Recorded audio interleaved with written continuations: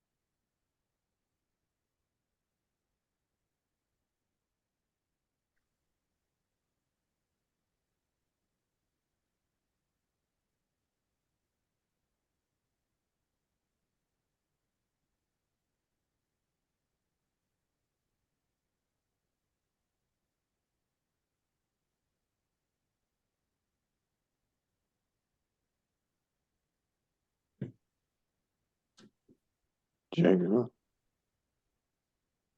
Sadguru.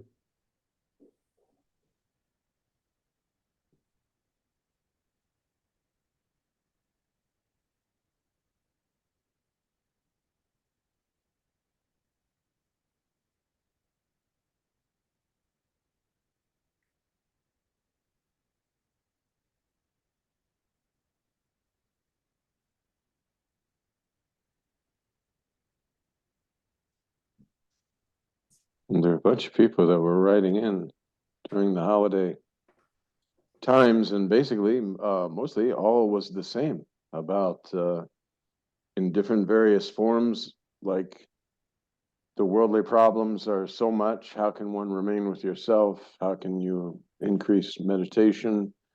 That there are like extreme type worldly problems and how to handle this, and truly the answer to all of this is your own self.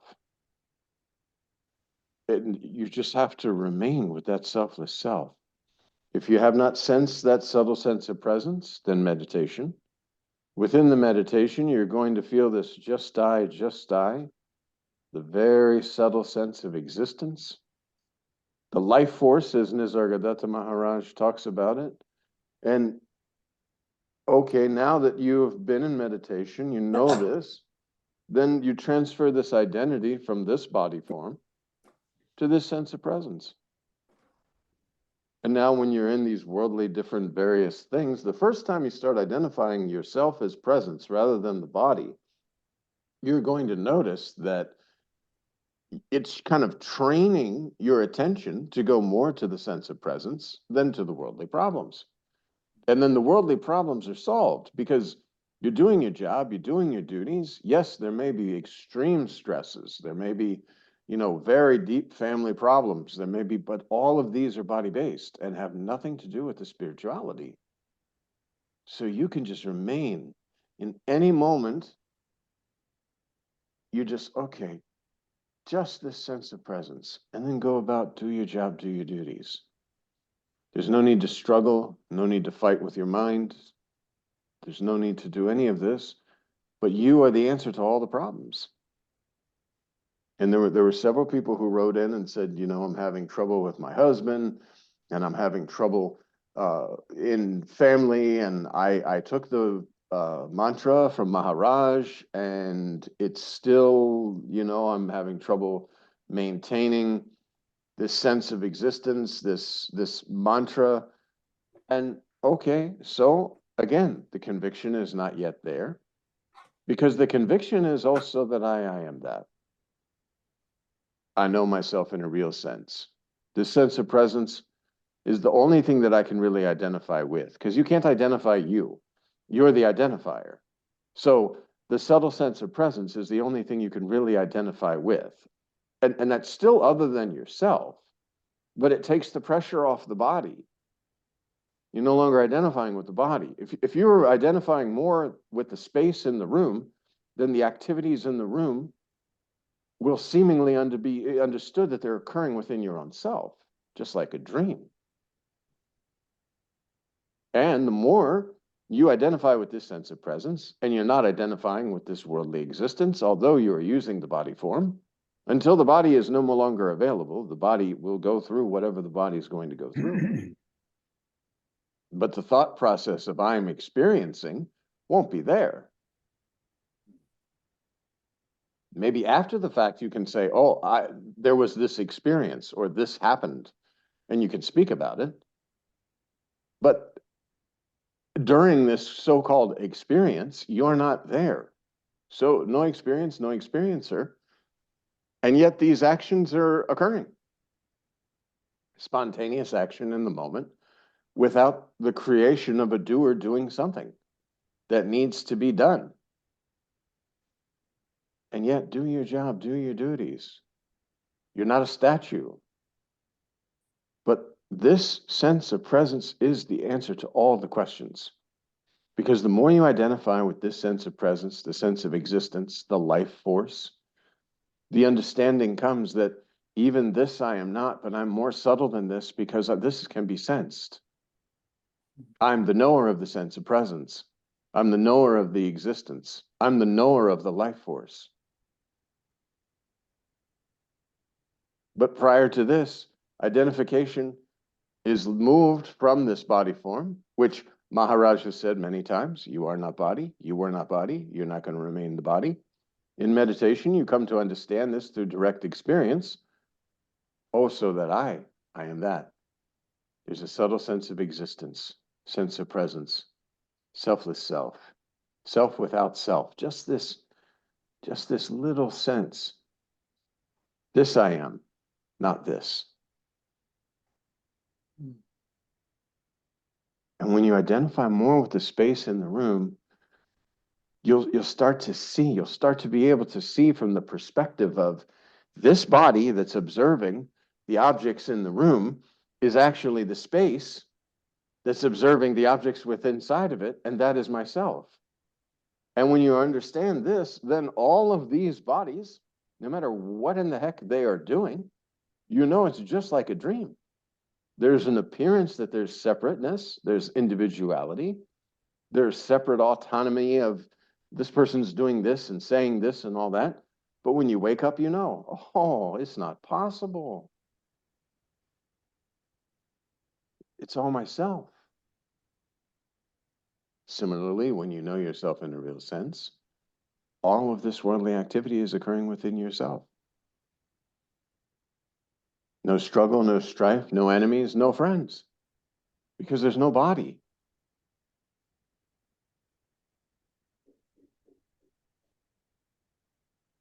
And you can see all the activity, even the activity of this body, as it's occurring within me, and not me as an individual.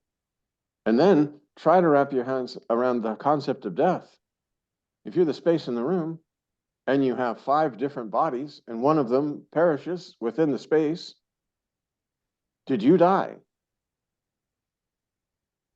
There's still 4 other bodies operating within the space that you are.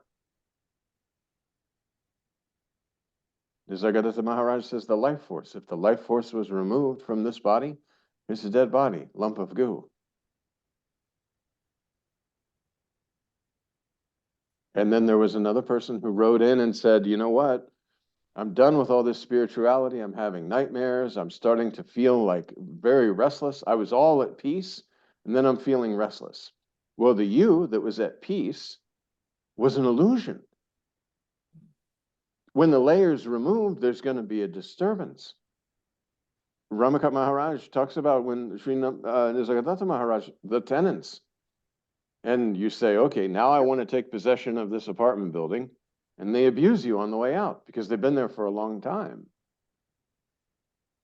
And that's, of course, just concept. There is no abuse. There's no abuser. There's no tenants. There's no building. You're formless. So, but just to try and understand, for understanding, we say, oh yeah, because I experienced this myself when I was in India. I was tired. As all these pressures were happening, I was screaming at Maharaj about the food. I'm tired of this food, and there's geckos in the room, and this and this and this. And he was so at peace. He's like, well, would you like to move the room? And that was like total deflation, because that's knowing yourself in a real sense. Like there was abuse, basically, not abuse, but like there was like strong language of I'm tired of this, and I don't like this, and I don't like that, and I don't like this. And the normal thing is to take offense because I'm identified with a body form and you're offending me. But the knowledge is that both are myself. So, would you like to move the room? Oh, no, no, no, I'm okay, sorry. And the pressure of going to the gold store, that was definitely pressure of body pressure of, oh my God, look at all this gold. I mean, it was amazing. I'd never been into a place where they weigh it by the gram. Like in America, you go into a place for gold and it can be a teeny tiny little nothing of an earring and be like $600. And there in India, no matter how beautiful the gold was, it's weighed by the gram. And I was like, oh, and I felt this. And yet then after speaking about it with Maharaj, going back to that same store, there was nothing. Because we took another devotee there and he was having an enjoyable time shopping for the gold. But I sat with Tata and we were just like having tea. And then I went back and I told Maharaj, it left. These are the illusory layers that are being washed. And I think Sri Nisargadatta Maharaj uses the example of like a colorful cloth. They dye the cloth of all these colors and you put it in the water and wash it and rinse the colors out. And all these illusory layers are gone. And only the background, the true, is there. Everything that was foreign to you, you can't hold on to. It's going to cause strife and stress because is basically what it's designed to do, so that you will remain with your own selfless self. As you start to really dive deeper into the spirituality, yes, disturbance, but that's okay. This all fades, no problems. That's how you remain with your selfless self. Because no matter what the story is of whatever body you're holding, the answer, the unlocking of the illusion is your own self.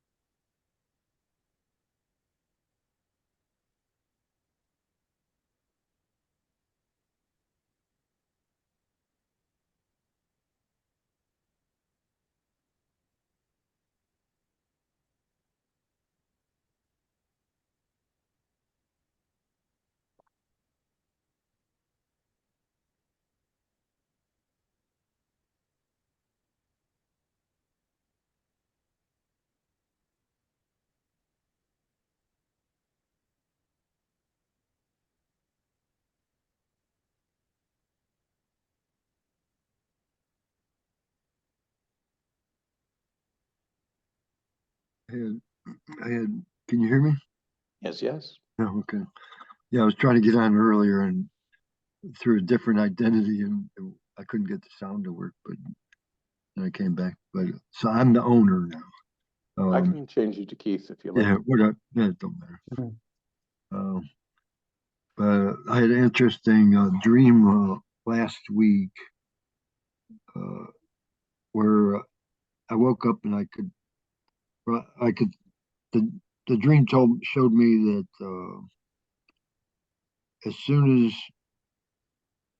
well, it was like, I could see the source, or perceptions, I don't know, experience coming out of the source. It's like I could see it happen. And then as soon as the experience became uh, noticeable, uh, the dream was telling me that's where imperfection enters. And but that that dream showed me like perfection or something. It was just an experience, but it lasted.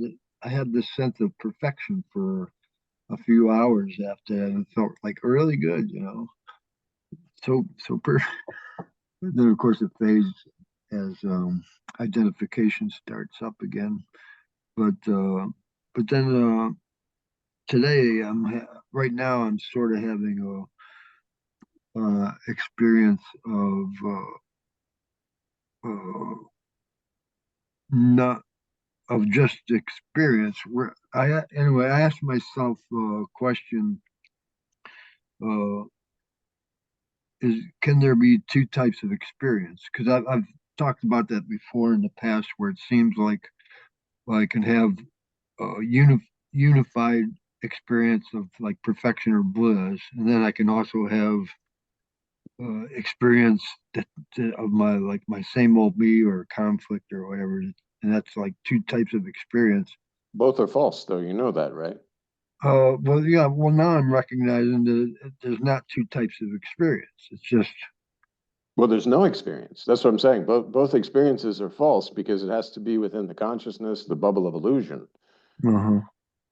Where all experience ends, there you are. So these experiences are not to really be looked at or delved into because they're just happening in the illusion. So Yeah, there's no experience, no yeah, experiencer at the ultimate stage.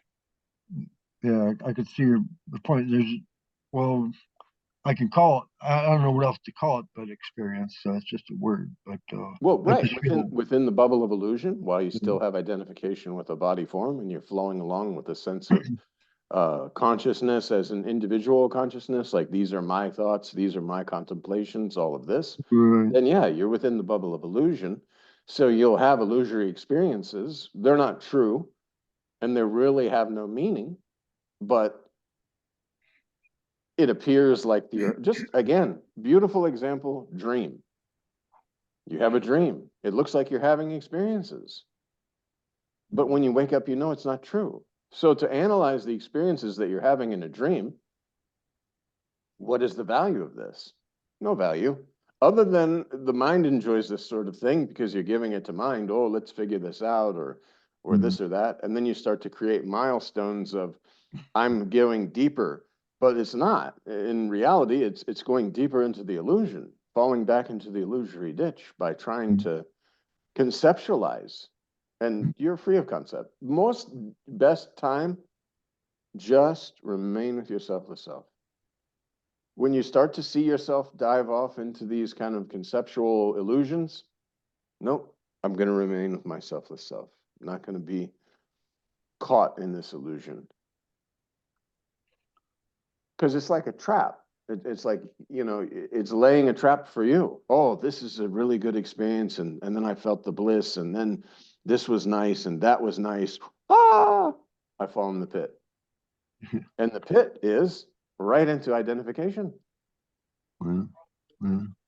It's best just to remain with your selfless self. That sense of presence. Just die, just die. Don't go into the whole things. Like Maharaj says, these are nice progressive steps. I told you about when I was up in Frederick one time and I was watching all the children playing. They were at the bouncy house.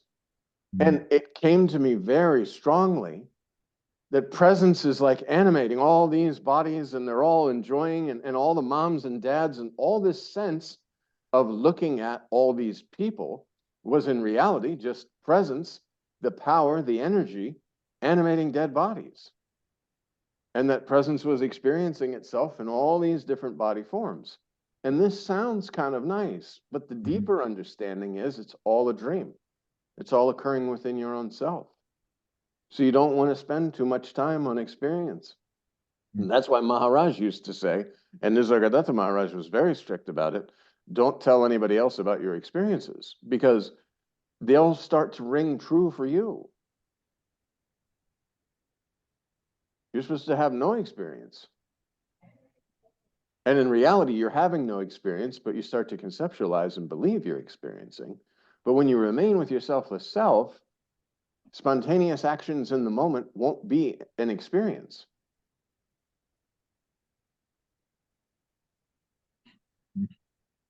And then it'll become clear when Maharaj says, no witness, no witnesser, no experience, no experiencer. Nothing is there. Something, the illusion came out of nothing and dissolves back into nothing. No birth, no death, no world, no time, no space, no nothing, nothing, nothing, nothing, nothing. That is the reality. Except your selfless self, there's no God, no Brahman, Paramatman, no master, nothing is there. The something appears for a time. That's why you can say, like Nisargadatta Maharaj says, the life force, a room of dead bodies. The life force is animating all these bodies and moving, it's providing the energy and all this, but it's all within your own self. It seems so natural to make an experience out of an experience. Because you've been holding a body for a long time. That's why Maharaj talked about the wrong files. You know, all the files that you've been storing are from the perspective of being a body in a world having experiences. This happened to me. I remember when this happened. This was a good experience. This was not a good experience. But so convincing. These are all the wrong files. Mantra, slowly, silently, and permanently, is the antivirus software that erases the wrong files. Because every memory that you've had is from the wrong perspective of assuming you're an individual having an experience. Rather than knowing, is much like a dream in that this formlessness is activating or moving about with form. But it's all the same. There's no individuality. Unless you want to say the singularity is individuality, but even that is not, because only that can happen. The knowledge of existence is only in the illusion, because as soon as the knowledge of existence, I exist, the concept of duality is impressed. Because that to whom the knowledge of existence has appeared, existed. And if that did not exist, then to whom would this knowledge of existence appear?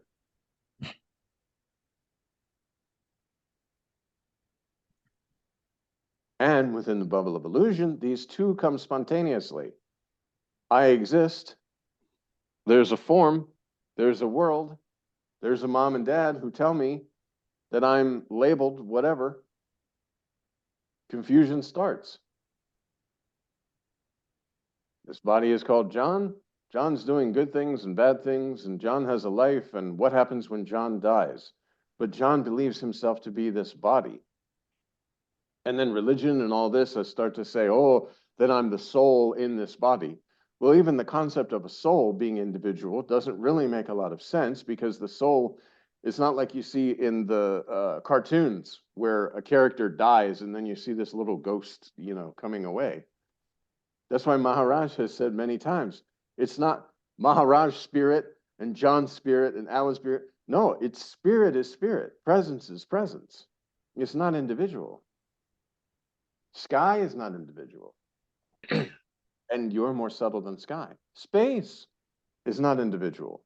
Although you can say, the space in my apartment, this is my space. And the space in my neighbor's apartment, that's their space. But space is space. And hundreds of years from now, if this building is fallen down, it does not affect the space at all. Nor does the space say, oh yeah, that's right, I'm John's space, I have to stay here. No, there's no knowledge.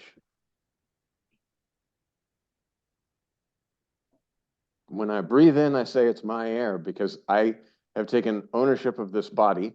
and I say, oh, this is my air. But I and mine are false. It looks like it is true because of this body form, and I'm identified with the body. When I'm not identified with the body, I understand I'm more like the air than the body in which the air is going in and out of.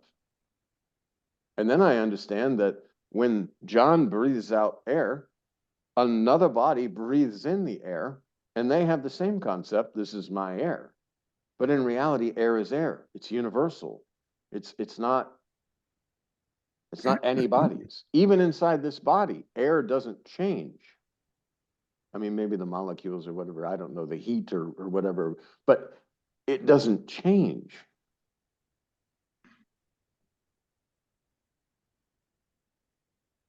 Yet if I believe even for an instant, oh, okay, so this subtle sense of presence, that's myself, but then I sometimes remember that I'm also a body, then it's confusion.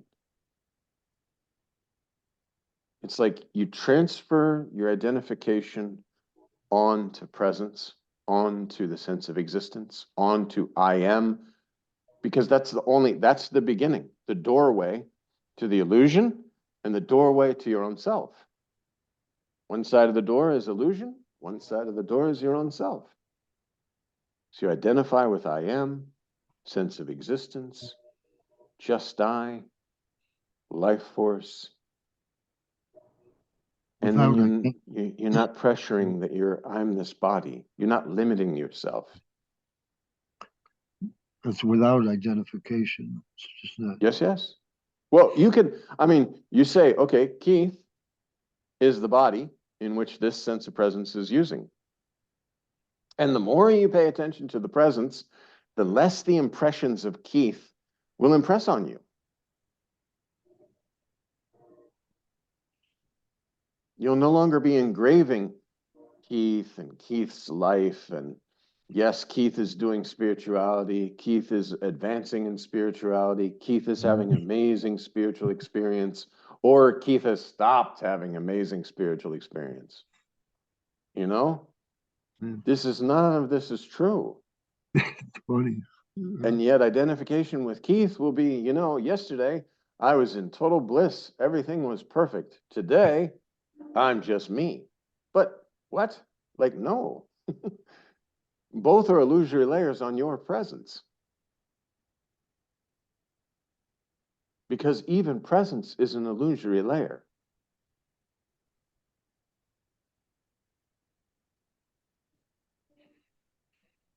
So how do you know when you are in just the presence and not in the, in the I am and not in the body or the mind? There's a sense of peace or tranquility when you are simply the presence or the I am. Well, when you're the presence, you're identifying yourself with the sense of presence. This limits the pressure of the body. Now you're identifying yourself with the sense of presence, but the understanding will come, the consciousness exploring the consciousness, the I am exploring the I am, whatever you want to say, that you're a knower. You're the formless knowledge of this sense of existence. And even the presence won't be, you can still tune into it because you're holding this body form. So it's like dipping a cup into the nectar of immortality and sipping on it. Oh, the presence, okay. But the spontaneous conviction is, I am not body, I was not body, I'm not going to remain body. There's a sense of presence. There's no longer a flow of thoughts identified with as I am somebody else. And it's just scenes appear and disappear, scenes appear and disappear. You're in it, you're doing whatever it is, and then the next scene. You're not taking impressions of experiencer. You're just you. And the understanding comes, I could not possibly be this body. And there's no way you could be an individual. It's just, Right. You have nothing to do with this world. And you can never have anything to do. Just like the dreamer in your dream, there's no way you can actually interact in your dream world. You're not touching anything. You're not actually swimming. You're not actually running. You're not actually breathing. And when you wake up, you understand this. And when you know yourself in a real sense, there, you just, you are the answer to all your question. It's a black hole. It sucks in all concepts, and yet you are still there. That's why a lot of people, when they're meditating, they go to that void space and they're like, whoa, this is very scary. There's nothing. And yet you understand that you're the experiencer of this nothing, that this nothing can be perceived. Maharaj does it best of knock, knock on the door.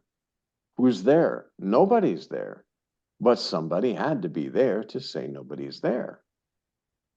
There's no need to maintain yourself because you are. I guess what I was kind of gonna ask the same kind of question. Is there that uh, that when is there a sense of peace or bliss going on, or does that just doesn't make any difference? There's an absence of everything. Hmm. So you can't really say it's,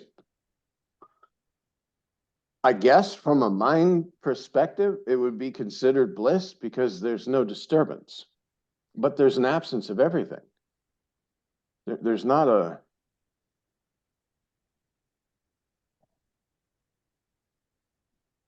you could say you're remaining in your unmanifest state, and yet you're manifesting spontaneously in the moment as required. I guess if you want to From a say it, body perspective, I guess it feels like something like maybe something like peace or bliss, but that's still from a body perspective, right? yeah, again, if through body form and through mind, when mind begins to direct attention, you're kind of directing, instead of going with the flow of thoughts, you're directing and sort of training your mind to relax into this sense of presence. There would be a feeling of bliss. That's what Maharaj talks about, selfless self-intoxication. But the reason selfless self-intoxication is there is sort of kind of a reward for staying with yourself and not getting caught into the illusion. Hmm. And then this is just, there's a subtle knowing that, I mean, the more you remain with your attention on the sense of presence, the more the attention, the source of the attention, paying attention to only the source of attention, it's like the magnifying glass that burns through the ant. It just, there's no words. You're in a space of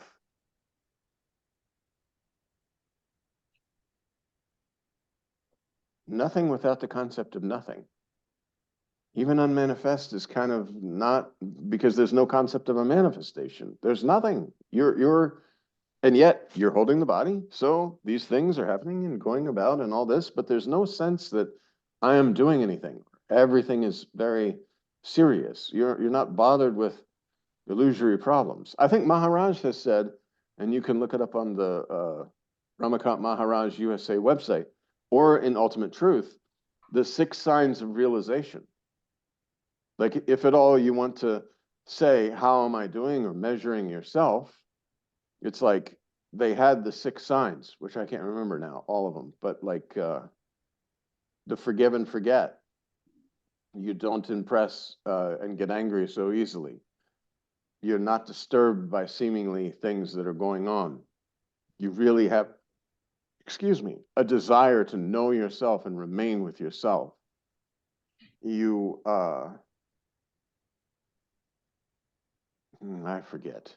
But if you look it up on the, there's like the 6 symptoms of realization is how Maharaj talks about it. And you can go to our YouTube channel too and just search 6 signs of realization, because I believe there are a couple of videos about that.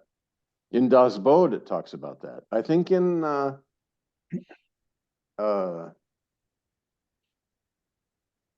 Siddharameshwar Maharaj, in maybe Amrut Leya, also talks about this. So, but again, if at all you want to compare yourself to sky or space. However, if you want to like kind of check in, okay, because you know where you are. If you're sitting there and you're like, okay, there's this sense of presence and sometimes I'm there, but I get lost and I pay attention to other things. then I'm not identified with myself as the sense of presence. I still have an identity that I'm something. And because when I identify with the sense of presence, there is not, or the I am, or the life force, there's not the ability anymore to say it's individual. Just like I identify with sky or space, I can't be individual. There could be the appearance of individuality, the pot, the space inside the pot and the space outside the pot. Pot breaks, now the space is space, but space was always space. There was no inside and outside. This was a conception of us. We say inside, outside, or this is a wall. But in reality, this is not a wall. It's a mixture of whatever kind of elements have come together and created this. But we call it wall. We don't sit there and say, well, this is a whole bunch of stones and sand and water and all this sort of stuff. So, but that's the reality. But you'll absolutely know yourself when you